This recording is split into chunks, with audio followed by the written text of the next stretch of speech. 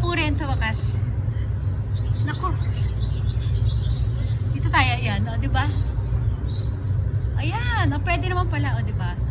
O, medyo malayo lang, mahina pa yung boses ko. Nilalakasan ko na lang kasi, ayan, malakas yung ano ng mga ibon. Ibon kayo dyan. Hello, ibon.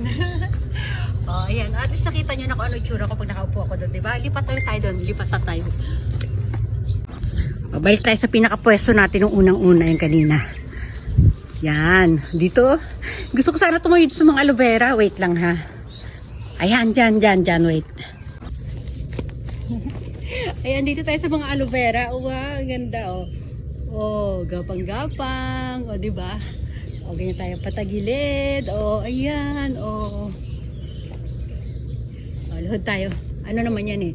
Bermuda naman yan eh. Brandel ka dito. Yan oh.